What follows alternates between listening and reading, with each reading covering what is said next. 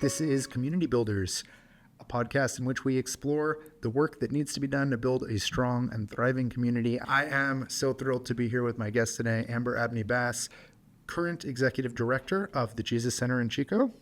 That's correct. Good morning. Thank you for joining us. Yeah, pleasure to be here. So tell me a little bit about the Jesus Center.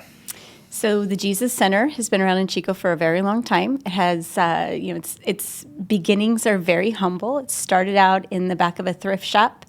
Some little ladies who had a desire to be able to provide, low or no cost things to people in need in the community decided that they needed to add some food provision to that. So they put some crock pots in the back, and when people came in for goods and they found out that their bellies need to be filled, then they started working on that. And that started out in the very early 80s. And, ironically, it was initially located on Park Avenue, which was our most recent location before we relocated to Fair Street in 2021. And really from there, the need just kind of grew. And it was really about responding to what they were seeing up close and personal as people were coming into their store and just sharing kind of what was going on in their life through that personal interaction. I love that origin story. And so the thrift shop went away at some point and it took over the whole building? I don't think the thrift store ever really went away, but I think what happened is they discovered that the need was greater than the means that they had. And so it, kind of morphed, and over the course of the last 40 years, it has looked like things like providing day services, drop-in support. It provided meals, again, that origin of meals. It included the creation of a commercial kitchen to do more community-style meals. There was a point in which we found out that a resource center would be of great help, and so people could come in, could use a phone, could get mail, could use a computer, and perhaps even just have something like a reprieve from a cold winter day or a hot summer day in Chico, because both of those extremes exist.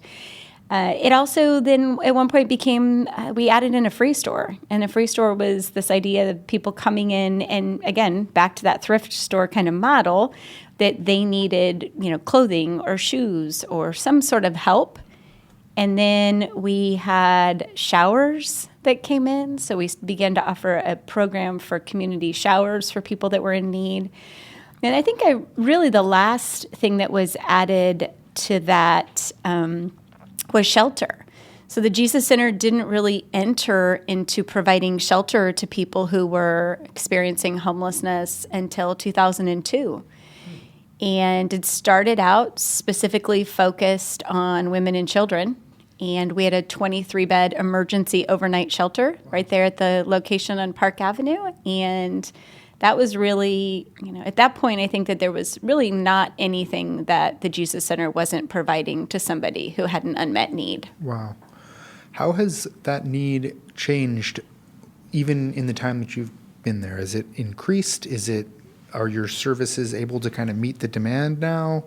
What's the state of things? Yeah, so I joined the Jesus Center back in 2014. And I would just say that there were fewer people at that time experiencing homelessness. I also think that the challenges that they were faced with, the barriers, were significantly less complicated than they are today. I think that was really before a lot of the addiction-related challenges that we see people struggling with now. I think that mental health has always been a part of the story of homelessness, but I think the number of people suffering with that, and then of course the people who are suffering with both of those things, which is referred to as a dual diagnosis, this idea that people have this co-occurring mental health challenge and a substance abuse or addiction-related issue. We didn't see that as much when I first started working at the Jesus Center. We were, I think it was more about seeing people that had a couple of things happen. They needed maybe a little soft, kind of it was more of a bounce, I guess I would say, is that something had happened, somebody had lost their job. We had a lot of instances where people would say, I was with my partner, they were on a fixed income, maybe they passed away, they had a family member they stayed with, and so it wasn't a significant unraveling of their life and their resources. It was something much smaller than that. So they would come in, they would get to access, learn about those resources. Case management or resource specialists would meet with them. And their time experiencing homelessness and their return was much shorter. It was a much briefer episode than I think we see now. And so, there's a lot of things there that during that time that you ask yourself as a service provider, what is the right intervention as this, sort of issue continues to evolve and grow? What is the right way to respond? And I think that's really something that we always asked ourselves. What is the right way to respond to that? It's a difficult question because I think we want to be present and we want to be available. Also, we want for people to want and work towards and feel desire and hope that they can have a different life. Yeah. There's sort of this idea that they can engage based on the premise that this is but a moment in time. Yeah. It's not a sentence, if you will. They're not going to stay here, but we're not able to we can work with people, but we can't work for people. And that's an ongoing challenge when you are helping people, I think, in any version of social services, is that, just staying really aware that people need to be connected and engaged because we can't change other people's lives for them. Right. Yeah, they have to want some sort of change. How do you assess that?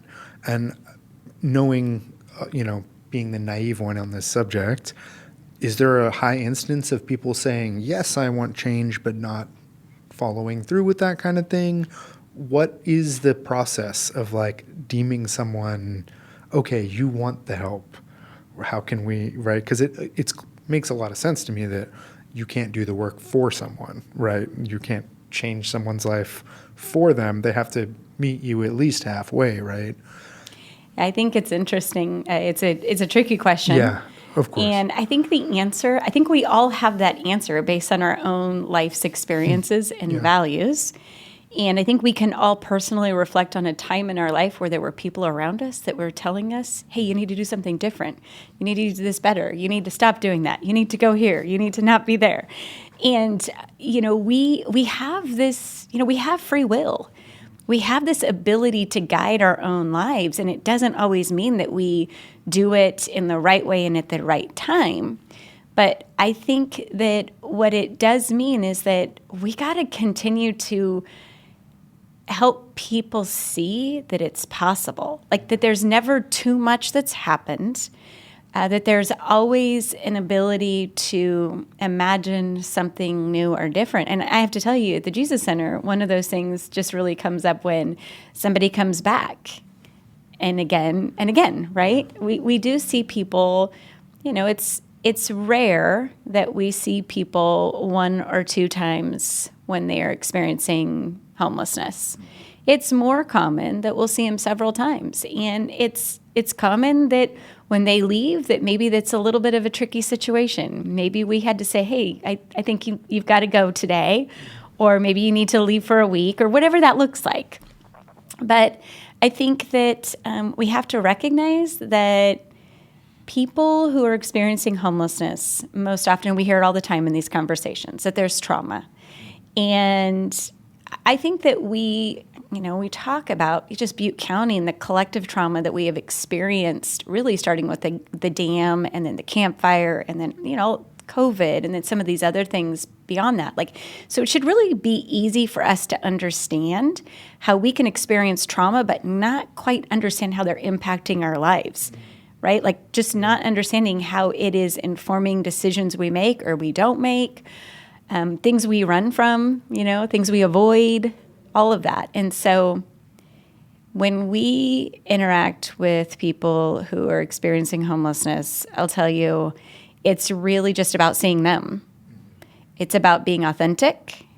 And it's also about being very aware, and we talk about this all the time as a staff, that there is there's a certain amount of shame that comes when you're somebody who is unhoused.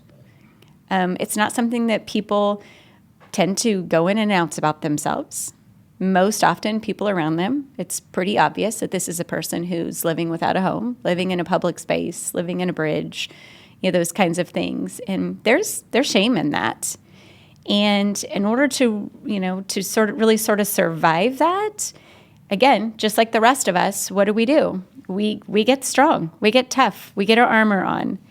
And while that makes complete sense, I think that one of the things that helps people through these experiences is connection.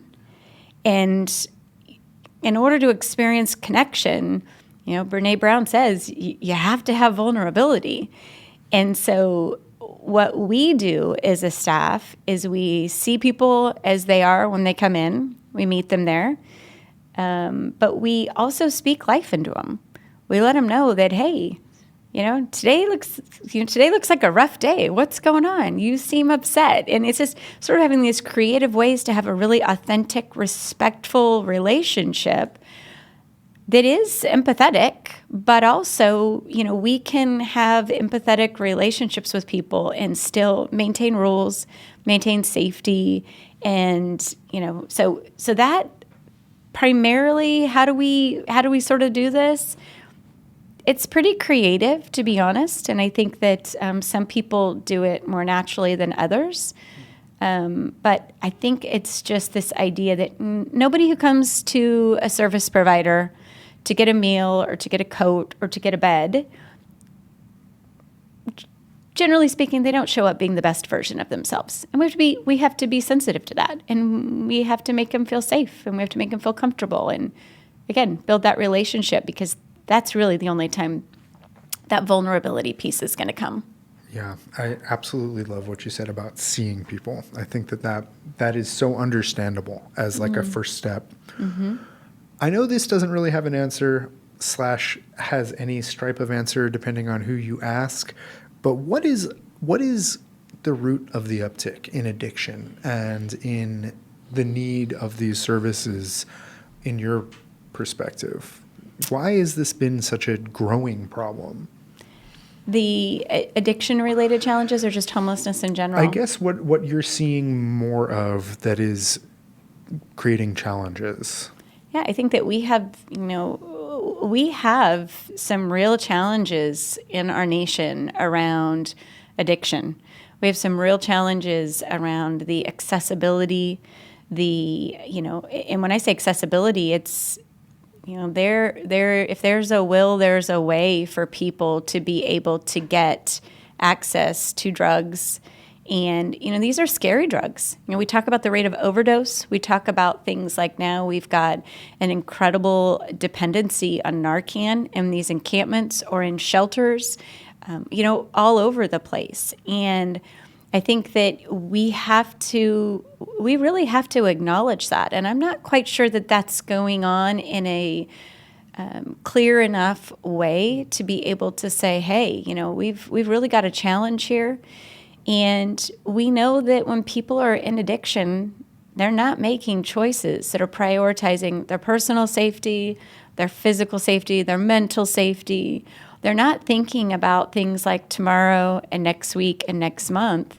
They're just very much living in the moment. And again, those things are very similar as we're talking about some of the untreated mental health issues that we have in the homeless population. And it's interesting, but, schizophrenia, for instance, is something that we see quite a bit of in the homeless population. And, I was just reading a week ago that we've just had a new medication or a new treatment that was approved for people who are experiencing schizophrenia and we haven't done that in 30 years. Wow. And for people who are on the streets and who need to be taking medicine for some of these mental health related challenges, they will tell you themselves that most often, it's difficult to keep track of their medicine. It's difficult for it to not be stolen. But then the other piece of this is that they will just describe that when they take their medication that they feel a little vulnerable. They feel not as alert. That makes them feel more unsafe than I think that they would typically be experiencing if they're living in public spaces. And I think we just have to acknowledge that. We have to really prioritize, what are we going to do? Some of the service-related challenges with that is that there are not systems in place to compensate providers to be able to provide some of those services. Most often the population that we're talking about are people that are, relying on Medi-Cal for their coverages. And so to be a provider to provide addiction or mental health related services to people who have Medi-Cal as their primary means of covering those services, it does not pencil for them to be able to do it. They can't keep the doors open and be able to provide that stuff. And so I just think we really have to get really honest and get very committed that we need to figure out a way to do that for people. People who are addicted or ill are most often the last people to know that those things are going on, right? And so we have to be able to figure out a way to come beside them and help them get those things under control because they just lack the capacity to do it themselves. But there's an interesting thing here that I'm thinking about. When we talk about not being able to help people who won't help themselves, but then they're also the last one to know they need help. How do we reconcile that?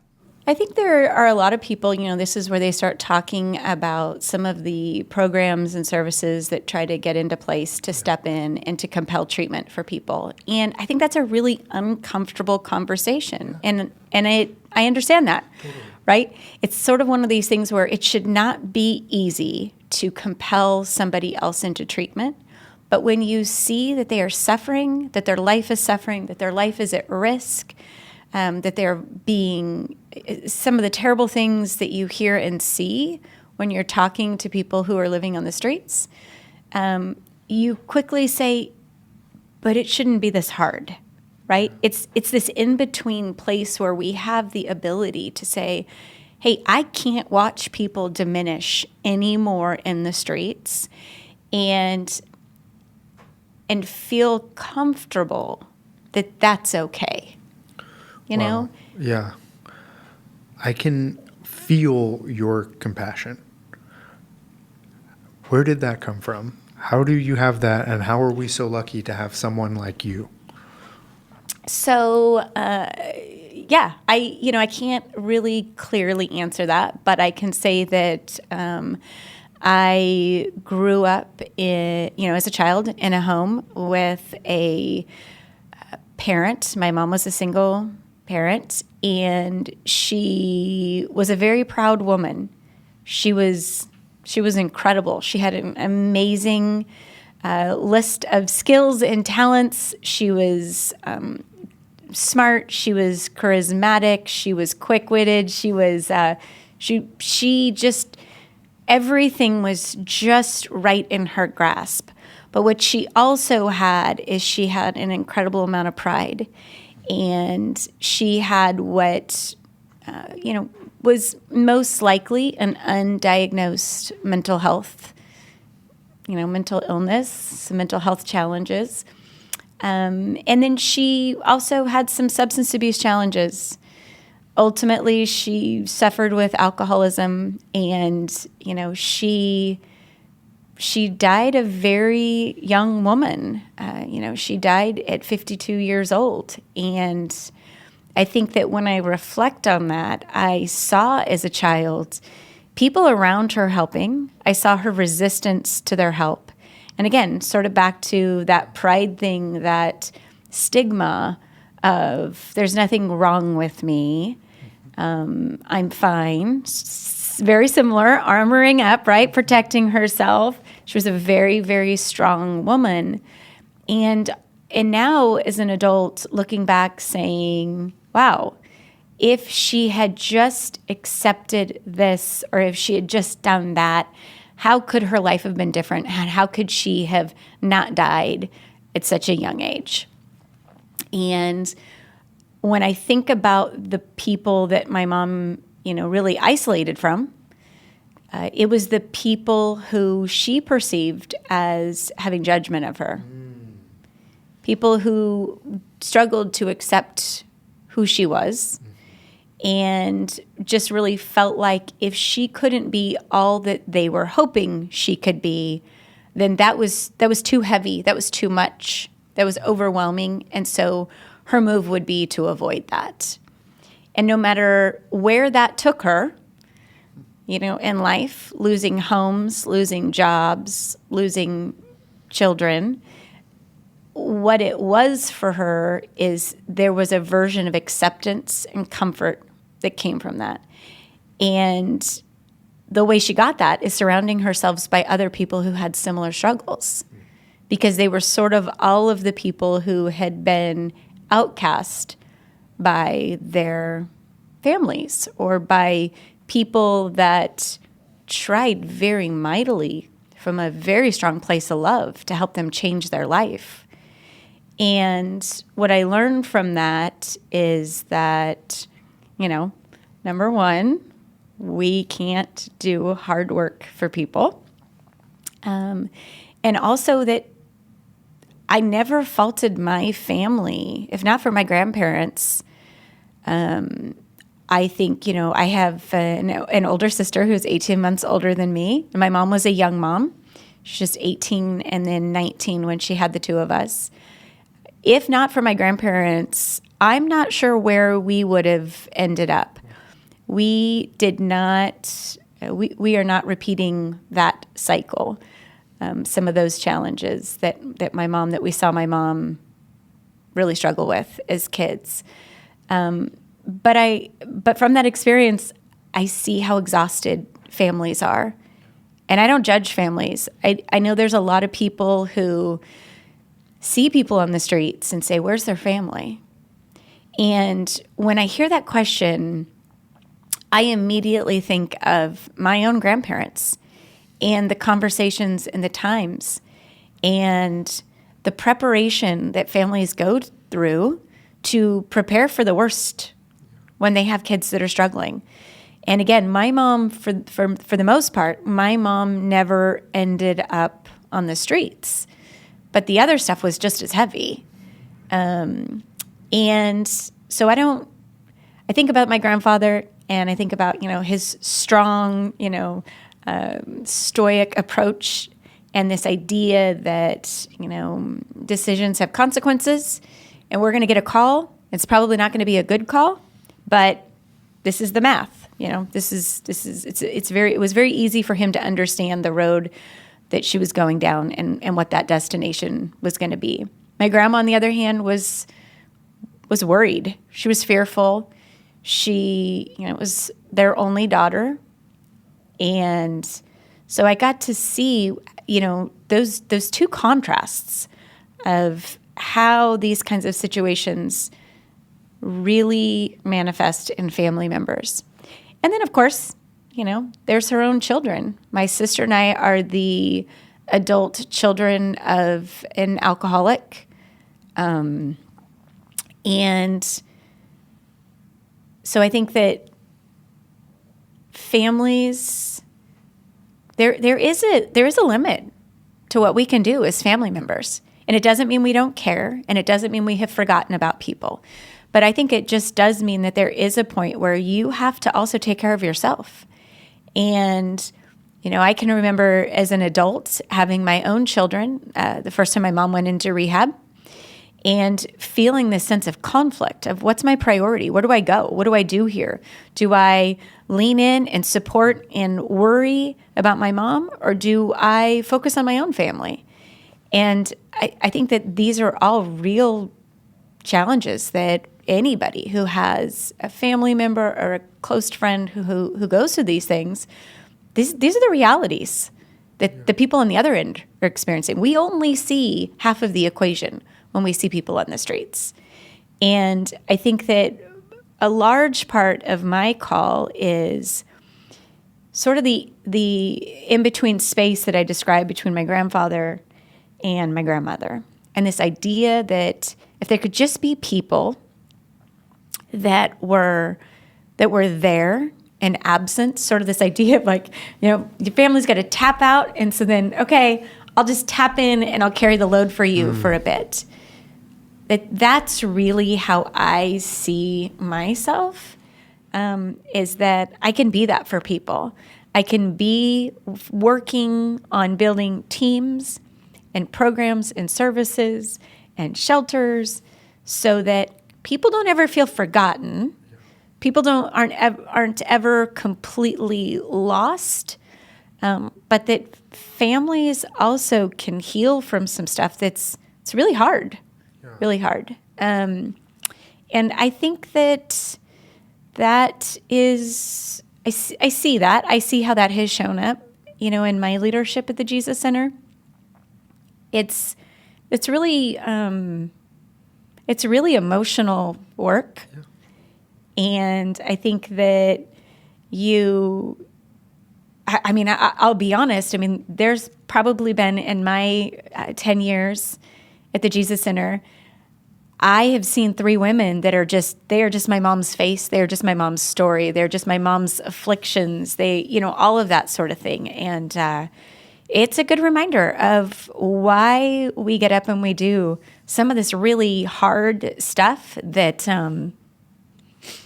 I think that, it's okay that people don't understand it. It's okay that people in our community don't understand why we are wanting to do some of the things that we do. It's okay that they're frustrated. It's okay that there's an end, to their empathy and to their stuff. But this is, that's my story. That's why I do it. Do you think so let me take a step back. You are absolutely changing the lives of these families and changing this whole community. And I want people to see that and to recognize that. And I agree, it's okay that they don't understand, but I think as a community, we can do more to help them understand the importance of those things. I think the way we survive that, though, is to really not personalize it. It's That's really exactly hard. Where I was going next. It's like we own, as humans, it's also just okay that we have different capacities for some of this stuff. Exactly where I was that's going the thing next. that I think I always feel is that I don't walk around saying, hey, this is what my life calling is, and I'm doing all this, and why aren't you? I don't operate from that place. Right. I think, all right, God gave me this, and I'm gonna use it for what it is I believe that He wanted me to. And I think that that's one of the things that I think makes me feel like I am just doing exactly what I'm supposed to do. I'm right where I'm supposed to be. I'm a really unusual mix and version of somebody who's the leader of of the city of Chico's largest social service, shelter provider.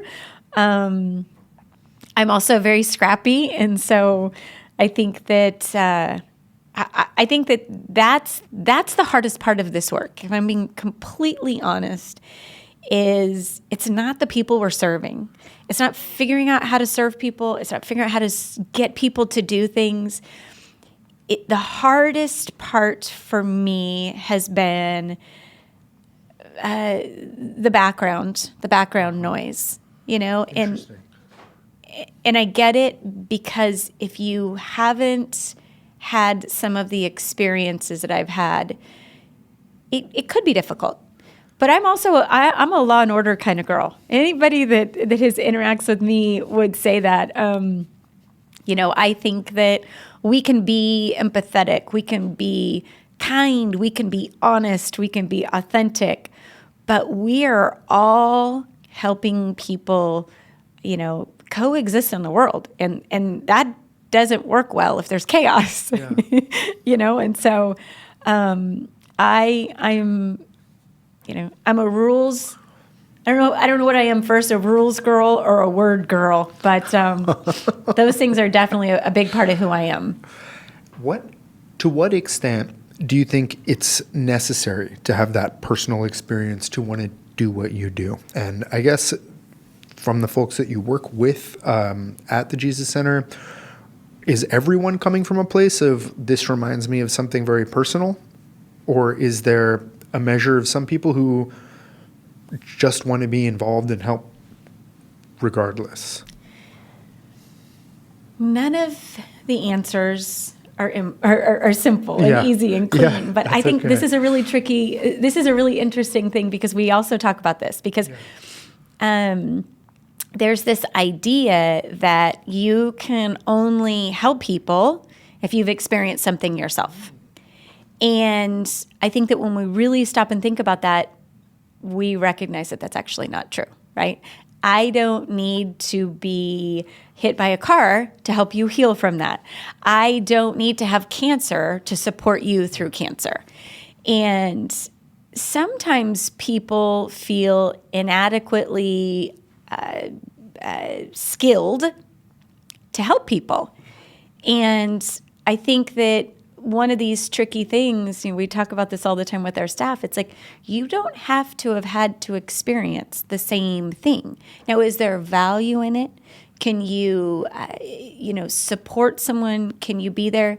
But if we suggest to people who are suffering that the only people equipped to help them are people who have suffered themselves, I'm not quite sure we're going to be able to make the impact that we're trying to make in the world. Now, it helps, right? It helps. I mean, in my own personal story, I think that, some of the stuff that I've sort of shared is that it's definitely woven into me, but I don't think it limits my abilities. If I hadn't have had that, I don't think it would have limited me. And to answer your other question, we have a ton of people who experience, who come to the Jesus Center, who have gotten services, who have stayed with us over the years. We've been doing shelter now. That's probably the strongest way that we've built connection. So we have been doing sheltering at the Jesus Center for 22 years. And sometimes people come back and say, I want to do for others what was done for me. But we're not sitting back going, well, what about the other 183 people that came into shelter last year? Where are they? I think it's a calling. I think it's a comfort. I think that it needs to be authentic, right? And we have a good amount of our staff who do have those firsthand personal experiences. But we also have people that come to this work through education. Yeah, and I think that we are all a collection of our experiences in life, and those can be what the social workers call little T traumas or big T traumas.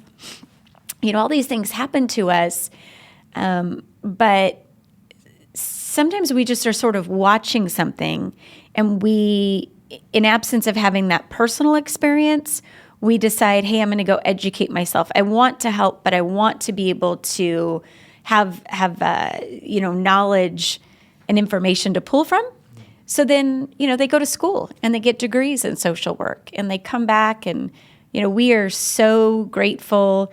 We have interns at the Jesus Center from both Chico State and Butte College, and from several different schools at the university. And so we are creating for people who go the education route. We're also able, through those internships, they get real up close and personal and what this kind of work looks like. And so I think that people end up helping in a bunch of different ways. And I don't think there's any wrong way. What does Chico stand to gain from supporting places like the Jesus Center? And what's at stake if we didn't have the Jesus Center or places like that offering these services and creating these spaces? Why is it important for our community? I think what's important is that for the people who have the ability, and we have to get comfortable with the idea that the homeless population is just as diverse as the housed population. There is no one kind of homeless person. There is no one kind of housed person. And often some of the afflictions of a housed or an unhoused person, they look pretty similar. Some of the differences, again, sort of that lack of support or that diminished support. And sure, it's true, some of it by their own doing, right? But again, some of it by absence. Some folks simply don't have. They're fostered. They've aged out of the foster care system.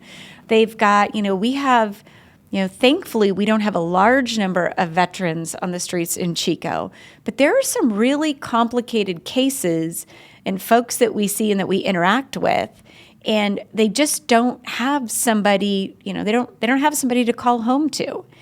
But there are other people who are making some choices ongoing. Some of the changes in our criminal justice system over the last several years, those folks are part of that mix too. And so I think what the Jesus Center really tries to do, and we prioritized and we really overhauled our programming back in 2021. We did a tremendous amount of research, and I touched on it earlier. But when you are providing services to people and you are watching them diminish in front of you, that is that's not a good feeling. It's sort of this check-in to say, hey, what we're doing and what we've done for maybe even for a really long time, it might not be the answer today. This might have grown beyond that intervention. And so what do we need to do different? And that is one thing that I will say about the Jesus Center. The Jesus Center, our board, my incredible staff, it never gets enough credit. And this room isn't big enough for me to bring all 60 of them in here. But they are what is out there just doing this work that we're talking about, And we try to say, all right, for the people that can and want a different life, right? And listen, the other thing that's really interesting about this is it's like, we could meet somebody on Tuesday and that might not be their day, but Thursday ain't looking too bad. So if they come back on Thursday, we don't pick up where we left them on Tuesday. We just say, hey, how you doing today? What's going on? And again, back to that creative, patient, approach of saying, you'll get there. And when you do, you know where to find us, right? And that's really, when we sort of overhauled our programs and services, those were the kinds of things that we knew we're going to continue to be part of the story when we help people. Yeah. But what we wanted to do is we wanted to not miss, we didn't want to be distracted when those people came back and they just, we sort of talk about it like surrendering, right? Like this idea of, I just can't do this anymore. And if we're busy and if we're distracted and we're managing, a crisis in the dining room or something outside, we were missing time and space to be able to do that for people. Yeah. And we really need to be there. We need to be present when they're ready to engage.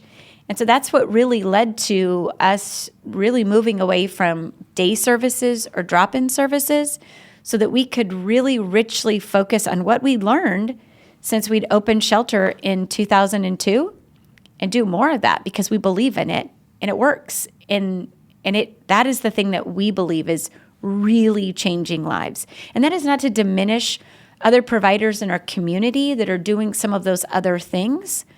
We wanted to make a very strong commitment to go deeper, to help people build an abundant life for themselves, not just survive, but to thrive. And that feels like that sounds like words, I think, sometimes to people, but it's really honestly who we are. We want that for people, and we know it's possible. We just have to help them see it. You help a variety of people. You help people of different walks of life, of different struggles and different challenges. How do you know when you're trying to help someone that it's effective, that it is what you want to be doing, that it is the kind of help that they need? Tell me a little bit about what that process is like for you. You don't, right? You just, that's the human element here, is that we just interact with people. I can walk out and have a conversation with the most unlikely, I have a lot of, I have a good variety of people in my life. And sometimes I walk downtown Chico and, I have people who stop me and say they don't like the way the oatmeal tasted in the kitchen in the morning. Uh-huh. And Sometimes, I see people in the park, or I see people, around town at businesses. And I think the thing is you don't actually know. And I know I keep going back to this, but we have the same impact on other people in our lives. And we've had that experience ourselves. It's this idea that I think if I was going to imagine myself really as anything, or what I'm trying to be, is really more of like a coach. Mm-hmm. And, a coach when we're younger is most often when we have coaches. And it's sort of this idea where somebody else around you sees things that you don't see in yourself. And listen, some of those things can be positive. Yeah. Some of those things can be places of improvement. But they're just watching, and they're just listening, and they're just seeing how what it is you're doing is impacting like the hoped outcome or the goal. And I think that, one of the things, my kids are all athletes. I have 4 adult children, lots and lots of sports. As a mom, watching them, my oldest went all the way through and played college football. So I know a few things about this topic, but it's this idea that, I would say to kids, like, you got to be able to take feedback. Mm-hmm. And why? Because say, hey, listen, you got to be coachable, right? You got to be coachable. There's times in your life when you've got things, when you're making decisions, when you're doing things, and people are there. There are people on the sidelines constantly who can give you feedback that can make your struggle shorter, make your challenges lighter, and you just have to listen. You just have to take it in. You have to be willing to consider what it is they're saying. We do that, and we don't know if people are going to take it in. Mm-hmm. Sometimes, sometimes people are really clear how coachable they are, and sometimes they're not. And sometimes when they're being, maybe a little wild and crazy and unruly, that's really about fear. Mm. It's really about shame. Mm. It's really about some of these deep, dark things that they're survival mechanisms, right? Yeah. Again, back to that place of you can only naturally take in things from people if you've reached a space or at a place in a relationship with them. We can't walk up to people on the streets and tell them, what to do. So when do we listen? We listen when you've got something that you're really pulling from. You've kind of got this bank that you've deposited some stuff in, and that they can see that you're being honest, not out of judgment, but because you're like, hey, I have a story. I have a gal that lived out at Genesis, and she came into Genesis through the very first enforcement. So when we opened Genesis on April 22nd, 2022 for the city of Chico, she was one of the very first to come in. And, she was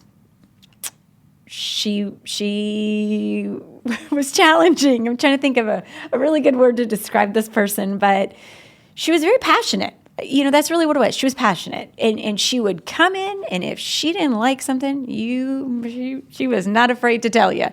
And she also didn't put a lot of time and thought into the way she told you. And so she would come in, and she would sometimes call me and leave me voicemails, and she would give me unsolicited feedback. And it was colorful, and it was often laced with some profanity, and I would listen to it. And I later told her that those are the voicemails I save. Wow. And so one day I was hearing from the staff, hey, she comes in here every day, and she's what they would sort of describe as verbally abusive to us. And so I'd say, well, what's going on? Like, tell me a little bit about that. And then one day I was out there, and I said, good morning. And I didn't get any words back that had more than 4 letters. And I thought, all right. And about, I don't know, maybe 2-3 weeks later, I was there, asked to talk to her. I said, hey, do you have a minute? And we went over and we spent some time together. And I said to her, you know, what I notice about you is that you're very observant. You see a lot of things out here. You see some things that need to be different. You see things that other people are doing. You see things that are causing, you know, challenges or chaos. And I said, the problem is that the way you communicate that to my staff is they just hear you yelling. And so it doesn't come across as helpful or constructive. I think you're trying to be helpful, but how can we do that differently? And she just looked at me and she said, nobody has ever said that to me before. Oh my God. And she started actually thinking about that. And then it wasn't long after that my staff would say, hey, we haven't been yelled at by her in a month. And then it was 2 months. Wow. And then it was 6 months. And then she got housing. Well, first she got a job, and then she got housing. And I think that it's just an example of being able to see people and to understand how complicated some of these things are. Yeah. Like the wheel of emotions. Like this seems like a really basic thing for all of us, but like the wheel of emotions, we have a pretty good understanding generally of whether or not we are disappointed or we're afraid or we're just mad. And I think that most often, you know, when people are struggling, they really boil those down to two things. They're either happy or they're mad. They're either good or they're bad. And one of the things that we talk about in our life skills classes is what else is there? And normalizing that for people. And when I walk outside and someone's screaming and yelling, this idea of, oh, it seems like you're upset. What's going on? You know, we don't lead with, hey, I need you to be quiet. It's like, hey, it seems like you're upset. What's going on? Ask questions. Learn what's happening with somebody, you know? And then they go, I'm just mad. And then they share a little bit. And then I go, oh, gosh, that must be really disappointing. Sounds like you're disappointed in that. And because when people just get labeled as angry, they get dismissed. Right. And so if we can help people see what they're experiencing, there's just more to it. I think that I think one of the most immediate things is they feel more human. Yeah. And they feel like, oh, you see it too. Yeah. It's not just me. There's somebody else who is seeing what I'm experiencing here. I'm not broken. I'm not wrong. I'm not lost. Yeah. And again, those authentic interactions. And I don't have just beautiful conversations with people. Sure. Right? I mean, I have an opportunity to have all sorts of conversations. And some of those are difficult. And some of those are that this is just not working. I think it's best if you leave. Let's get your stuff together. How much time do you need? And let's move on. I mean, departures are a really, really difficult part of this work. Yeah. When somebody is in shelter, and we know it has taken a lot of things for them to get there. It's not easy to depart somebody. Yeah. And know that they're going to be back out on the street. And I think that there are people in the community who don't understand when that happens. And I think it's really important that people know that that doesn't happen easily. We do not take shelter from people for the simple little things that are sometimes said. We're very well aware that people who come in from encampments or who are, you know, that's not the only place that, you know, people who are experiencing homelessness come to the Jesus Center. We have 3 different shelters, but we're not expecting people's best versions of themselves. It's just the opposite, right? We know what they're coming from. We know the lack of sleep. We know the trauma. We know the fear. We know that there is sort of an unwind time that's going to need to go by for people to really start to really feel comfortable. This idea that just kind of letting their shoulders down and really joining in where they are now living.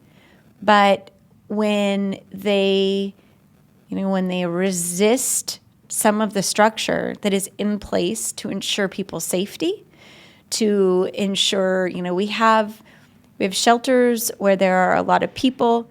There are a lot of people with different experiences. And one of the things that we try really, really hard to do is this balance between honoring the person who's come into shelter and maintaining the safety and security of the other people that are there. And it is a rare day that we depart somebody with the expectation that we will not see them again. It takes something very, very egregious for that to be. We've got people not long after the Genesis. I've personally been assaulted, and I don't sit here now saying that I would never contemplate bringing some of those people back. There's a lot going on in someone's life when they come in, and so I think that we think about all those things. My favorite sentiment from what you just said was that it isn't so black and white, and that cuts both ways. And wanting to know is kind of the quintessential human experience, because you can't and you won't ever know. But when you make these decisions, to talk to someone about the way they're conveying their observations, it doesn't matter.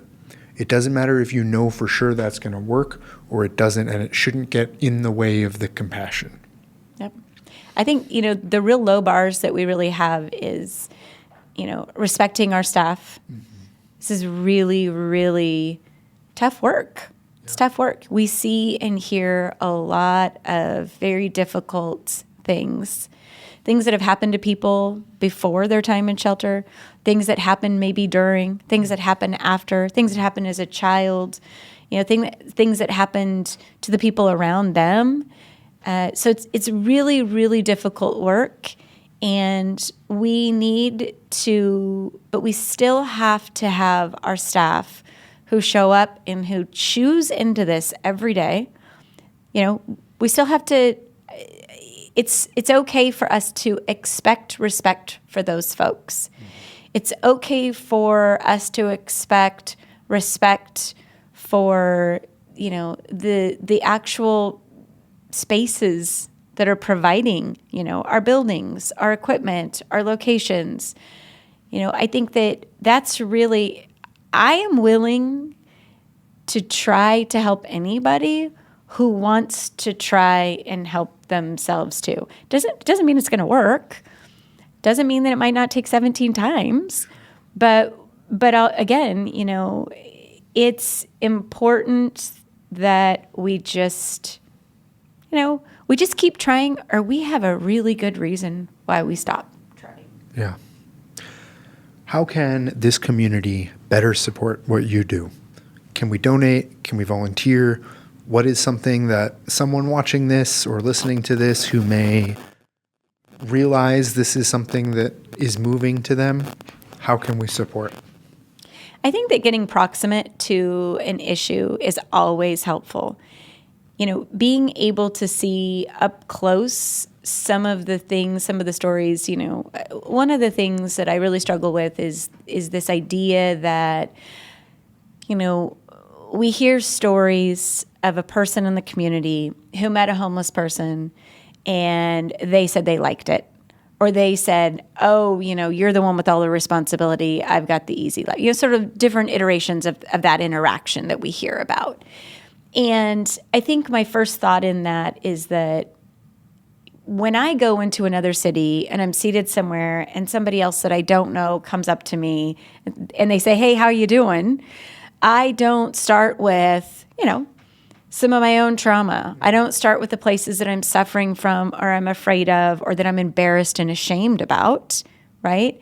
Instead, I put on a smile and I say, hey, I'm good. How are you? Right? And so I think that we have to remember that. We have to remember that there's a million answers to those questions, And the answer could be different based on the time of the day that you ask a person. And so getting closer to the issue and to providers and to people, the helpers that are out here doing this kind of work, I think is always a good thing.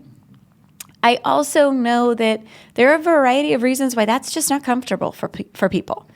It can be triggering.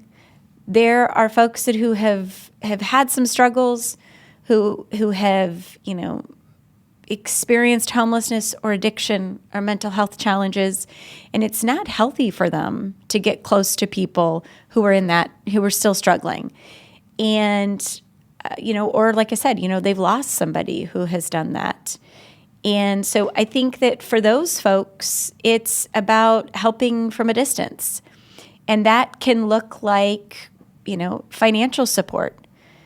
One of the really unique things about our shelter on Fair Street, which is Sabbath House, is that it is a recovery-focused shelter. So for people specifically who are in sobriety, who are maintaining their sobriety, who are trying to get to sobriety, as long as they can come in and they say, we understand that those folks are at war essentially with themselves, right?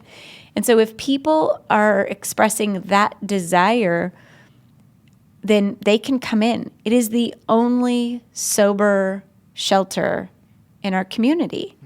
And the reason for that mostly is because you cannot use government grants or funding if you are going to have a sober shelter. Government funding says that you have to be low barrier, which means that sobriety cannot be a condition of receiving services. And, Genesis and the Renewal Center, those are both examples of shelters that we operate that are low barrier. But we think it's critically important that we maintain a shelter that focuses on people who are in recovery or who are trying to get to recovery. But what that means is that we rely on private dollars for that. So we only stay open if we have private support to maintain those programs. And that's a 58-bed shelter. We expanded that from those original 23 beds that were for women and children to Fair Street to include men for the first time.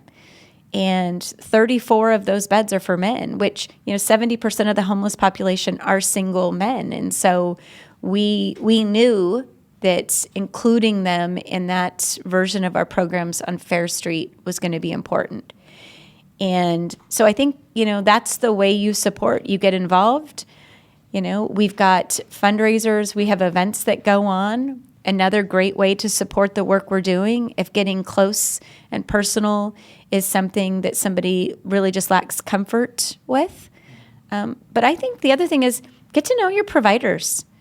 I very much appreciate the opportunity to, brag on my staff and to show the good work we're doing and to dispel some myths about what people hear in our community. I just say, just get out and meet people and learn. But, specifically supporting recovery-focused programs, it's really important that we continue to have that, because we don't want people to cycle through sobriety because the only option is for them to go into a shelter where people are still currently using. We don't want that for them. No. Amber, I am so grateful that you're in this community. I'm thankful for the work you do. I appreciate where your head is at and how much you have done to help this community where I live, where my family lives, where my daughter's going to school. Thank you. Oh, thank you. It is my pleasure to be able to do this work. I feel very, very blessed and very grateful to be in this position and just have the confidence and the feedback and the support of people all over Chico. It's very humbling. And thanks for being a guest on this show today. Thank you.